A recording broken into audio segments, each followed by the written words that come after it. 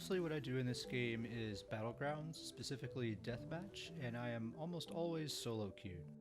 So I never know what my group composition is going to be. I don't know if there's going to be healing present. I don't know if I'm going to be stuck on a team with like 3 bow gankers or whatever. I really don't know what to expect. So for most of my builds, I try to kind of be prepared for anything. And so that's what this is. This is basically a deathmatch solo queue build. So what do I mean by solo queue build? I basically mean sacrificing some damage for more sustain. I'm taking survivability as more of a consideration, and I'm investing in a certain kind of playstyle that might not necessarily make sense with pre-made groups. I think this is a great build for players who are maybe somewhat new to PvP. The gear is all very easy to get. The build itself is fairly easy to learn and get the hang of, while at the same time it's also very effective.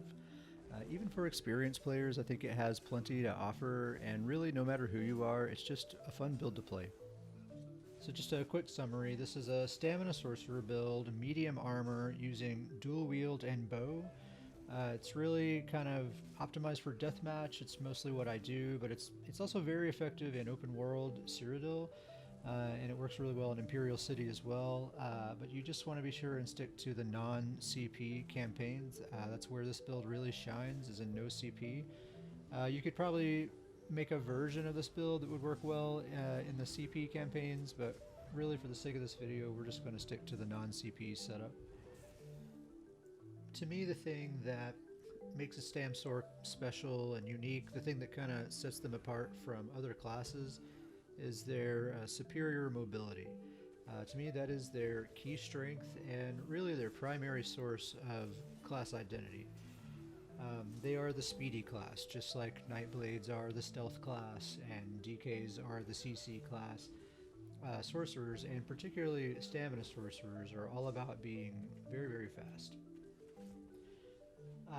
So this build leans very heavily into that aspect of the class. I invest a great deal into movement and mobility.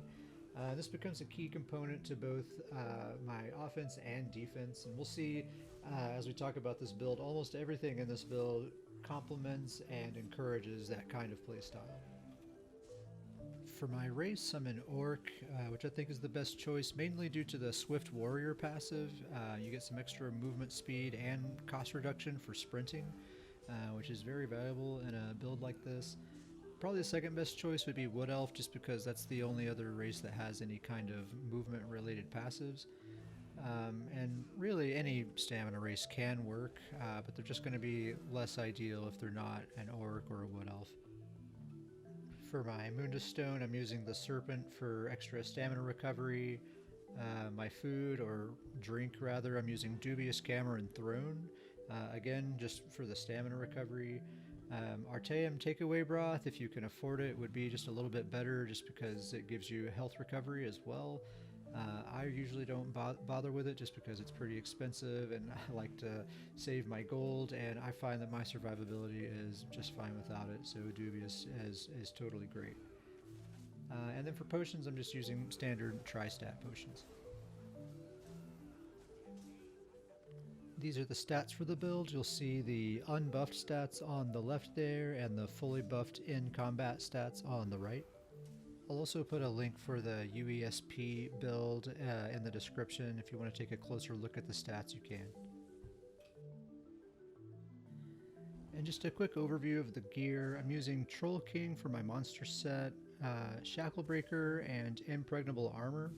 All 7 armor pieces are medium well fitted.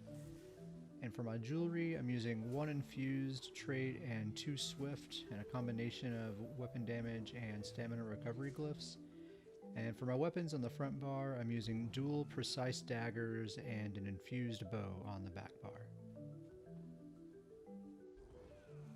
So let's start with Impregnable Armor.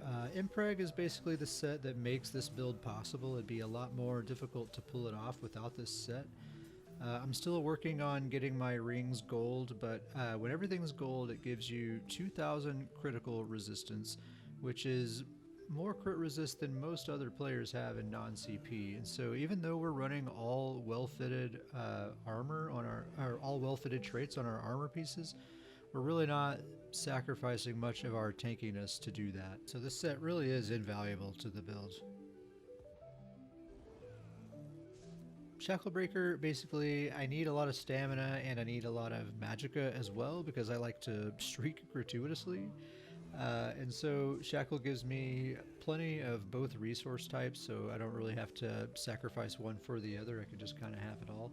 So that's really all there is to say about this set. It's a really great set.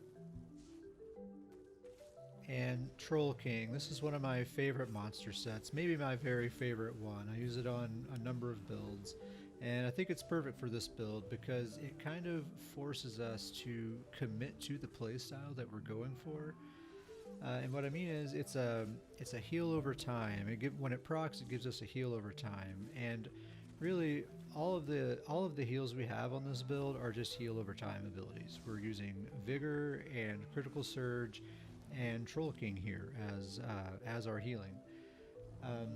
And so even though it's quite a lot of healing power, it's not enough like instant burst healing to be able to sit and tank through damage and try to out heal it. You really do have to kind of stay mobile, stay on the move in order to really get the most out of your healing. And the thing is that's when we're at our best, when we're on the move, when we're staying mobile. That's kind of, for this build, that's kind of us being in our natural element. And so I like that Troll King kind of forces us to, or at least encourages us to stay in that mode as much as possible. With 7 pieces of well-fitted armor, we get a total of 35% cost reduction for roll dodge and sprint. That's on top of the 12% sprint cost reduction we get as an orc, on top of the 28% dodge cost reduction we get from our medium armor passives. So all in all, our dodge and sprinting costs very little, which ends up being a pretty huge factor in our ability to endure in long fights. And it also gives us the ability to kite out multiple enemies for long periods at a time if we need to, and we still have enough gas in the tank to turn and fight when the time is right. And I'm wearing 7 medium because I want to get the most out of the medium armor passives. That's what's most valuable to me in this build. I want to have the additional crit, the additional stamina recovery and cost reduction, the cost reduction for roll dodging, and the additional movement speed for sprinting. Those are all things that I really want in this build, and I feel like my maximum stat pools are already in a pretty comfortable spot. So I don't really feel the need to try to get the most out of the Undaunted Metal passive. I'd really rather just have more potency from my medium armor passives. If you're an orc or a Bosmer, I would say the 2 swift jewelry pieces are optional. You're still going to be able to hit the speed cap regardless, and there are lots of other good jewelry traits.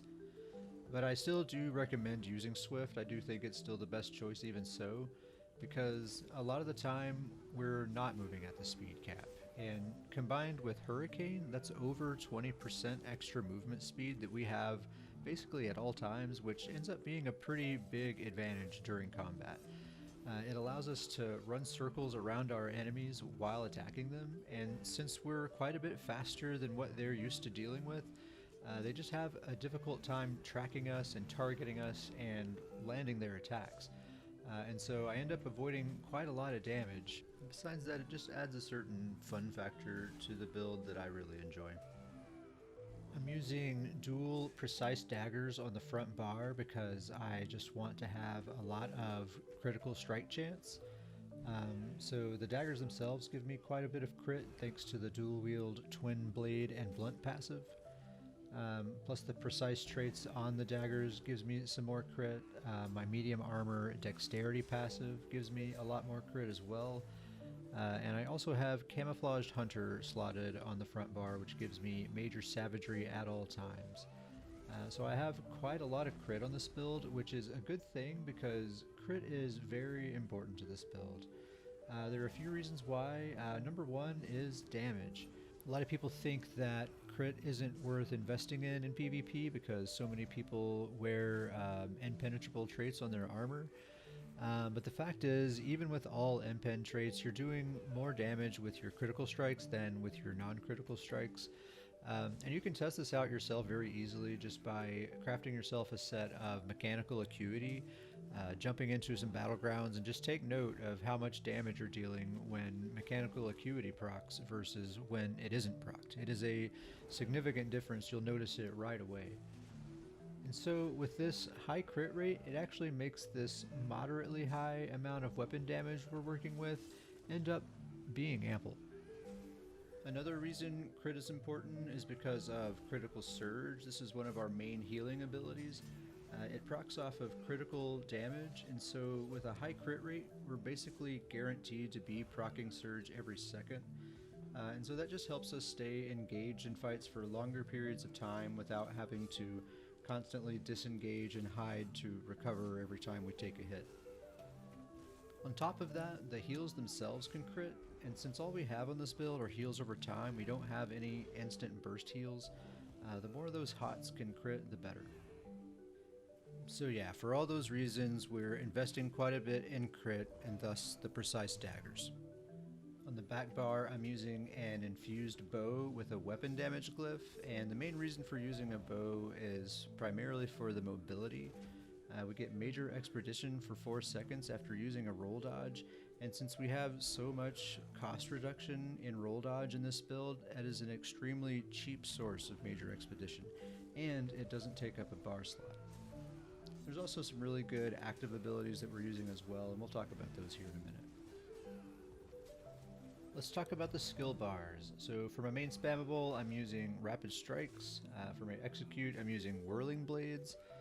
A word about Whirling Blades, you don't want to use it as soon as your target drops below 50% health. It's better to wait until they fall down around 30, maybe 25%. Until then, your Rapid Strikes is still going to be doing more damage, so just stick with Rapid Strikes until your target gets to that 30-25% range. There may be some examples in the footage here of me not really following my own advice there, but ideally that is what you'll do. I also have Camouflaged Hunter on the front bar. We already talked about how it gives us major savagery at all times. In addition to that, while slotted, dealing critical damage to an enemy's flank gives us minor berserk for 5 seconds. And as a stamina sorcerer with Hurricane, we're pretty much always hitting somebody's flank. And even in 1v1 fights, as we talked about before, we're always running circles around our enemies while we're attacking them, and so we're pretty much always hitting their flank. And with our high crit rate, we're basically guaranteed to be getting close to 100% uptime on that minor berserk. It's also a Fighter's Guild ability, and so we get an extra 3% weapon damage just for having it slotted thanks to the Slayer passive. I really like this ability. I like that I don't really even have to think about it. I can just put it on my bar and forget about it, and it just makes all my other abilities better. It does have the active component where I can reveal people in stealth, but I have other ways of doing that. I don't really use that portion of the ability. For the most part, I just have it here for the passives. I also have Bound Armaments, again, mostly just for the passives. I know it has the new active component, but in my experience it's not really worth using, but the ability is still very much worth slotting just for all the amazing passives it gives. It gives us an additional 8% max stamina, an additional 10% on our light attack, so hopefully you're always light attack weaving, and so you're always benefiting from that. It's also a Daedric summoning ability, and so it activates the Daedric protection passive, which increases our stamina and health recovery by 20% while slotted. And it's also a sorcerer ability, so it activates the expert mage passive for an additional 2% weapon damage. That is quite a lot of really great passives packed into one single bar slot. It pairs really nicely with Camo Hunter. That's 2 abilities I can just slot on my bar and forget about. I don't really have to think about them or use them at all, and they just make me stronger in so many different ways. Of course, I'm using Streak for the awesome crowd control and mobility, plus it's just super fun to use. This ability is basically the reason I made a Sorcerer. Especially on a mobility focused build like this, it's just a no-brainer. It also makes a great anti-stealth tool. And it's another sorcerer ability, so we can double dip into that expert mage passive for another 2% weapon damage. And for my main offensive ultimate, I'm using the great Dawnbreaker of Smiting. This is still one of my very favorite ultimates in the game. Even with the new added cast time, I still think it's a great ultimate. It deals a ton of damage. It's an AoE stun. It has a fairly low cost, especially as a sorcerer. And it's another Fighter's Guild ability, which means, again, we're double dipping, this time into the Slayer passive for another 3% weapon damage. On the back bar, I'm using Magnum Shot for a single target stun. In 1v1 fights, I think Magnum Shot is preferable over Streak for a CC. Streak can often put you out of position or make it difficult to follow up with an attack, whereas Magnum Shot puts your enemy out of position and just helps you maintain better positioning and better overall control over the fight. I'm using Poison Injection for a little bit of extra dot pressure plus the execute damage. We actually have quite a lot of execute damage in this build thanks to Poison Injection, Whirling Blades, and the dual wield Slaughter passive. So once our enemy falls into execute range, they generally have a pretty difficult time climbing out as long as we keep up the pressure. Of course, you're not a Stamsork without Hurricane. It gives us our major armor buff and minor expedition for the full duration of the ability, so basically at all times. It also deals some AoE damage, which means it's another fairly decent anti-stealth tool. Critical Surge is where we get our major weapon damage buff. It's also a very strong heal over time, although it requires that we be on offense in order to get that heal. And it pairs up very nicely with Resolving Vigor. Together they amount to some really strong healing power, although as we talked about earlier, mobility really is key in order to get the most out of those heals. And for my back bar ultimate, I'm using the Storm Atronach. I don't really use this ability all that often, although sometimes I do. Sometimes it is a very useful ultimate to use. But really, I'm just slotting it so that I can have the Daedric Protection passive on the back bar. Bound Armaments takes care of that for me on the front bar, but I don't have room to slot Bound Armaments on the back bar, and the Atronach is really the only other thing that makes any kind of sense to slot. And the Daedric Protection passive I think is especially important on the back bar because that's my defensive bar. That's where I'm constantly dodging and sprinting and healing and generally just using a lot of stamina. So the extra 20% stamina recovery is very valuable on that bar.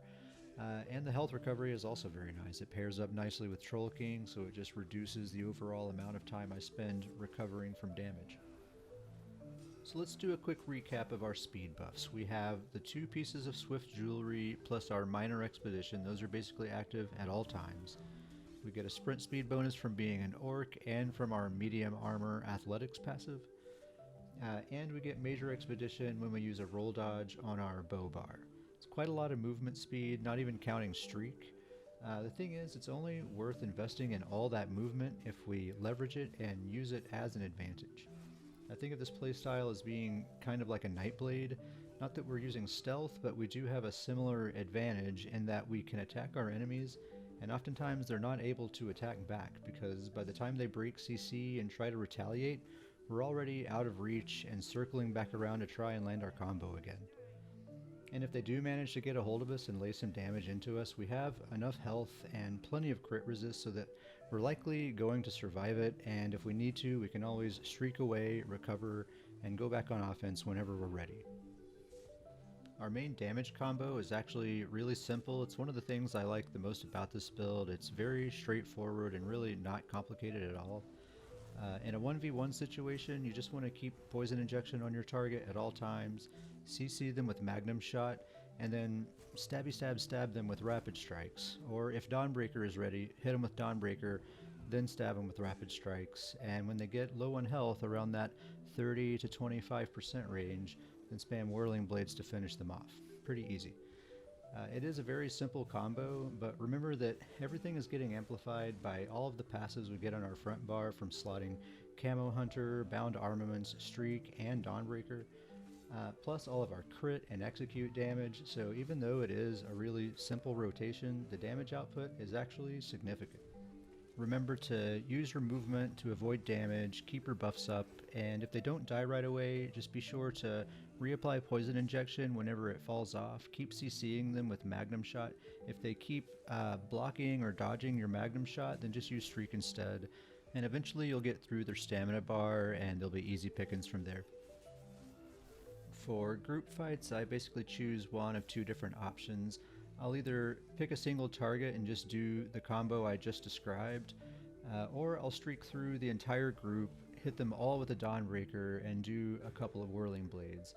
Sometimes I'll pick up an easy kill or two right then and there, and even if I don't, at the very least, I kind of get the fight started and skip that awkward sort of standoff that often happens at the beginning of a match. And by the time the enemy team pulls themselves together and turns to focus me, I can usually just streak right back out of there, use a roll dodge or two if I need to, and just use my mobility to get away scot-free pretty much every time. So I really can't afford to be pretty risky, and it often does pay off. So I think that's it. That's the build. This is my first build video. I hope you've enjoyed it. If you have any comments or questions about anything, feel free to make a comment on this video, or you can email me at ketsparrowhawk@gmail.com. You can also look me up on Twitter at Ket Sparrowhawk. In the meantime, good luck out there.